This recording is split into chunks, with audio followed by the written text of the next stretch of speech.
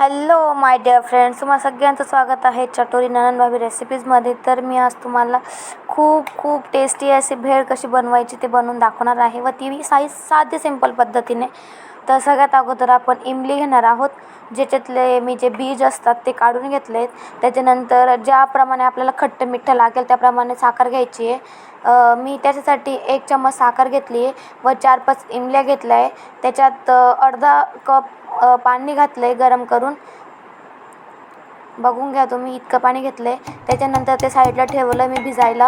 त्याच्यानंतर मी 7 या 8 लसणाच्या पाकळ्या घेतल्या आहेत. जेवढे आपले कुरमुरे आहे त्याच्याप्रमाणे आपण जास्त या कमी करू शकतो. त्याच्यानंतर मी त्याचं पेस्ट बनवून घेतलं. त्याच्यात चटणी, थोडीशी धना पावडर, त्याच्यानंतर गरम मसाला व हळद टाकली व त्याला चांगल्या प्रकारे मिक्स करून घेतलं व त्याच्यात तेल घातलं.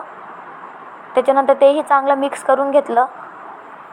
हे आपलं चांगल्या प्रकारे मिक्स झालं आहे.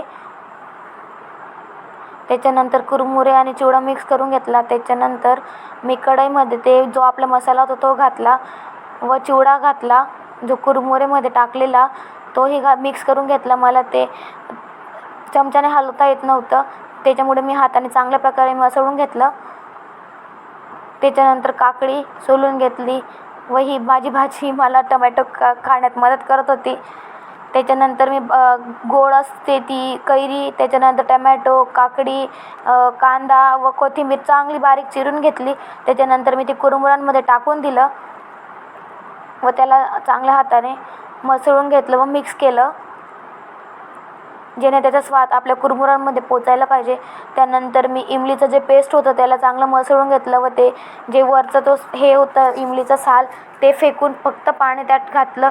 त्याच्यानंतर त्याला सगळ्या ठिकाणी मिक्स केलं व आपली भेळ खूप टेस्टी अशी भेळ तयार आहे. त्याच्यानंतर मी वरतून आपली बारीक शेव घातली.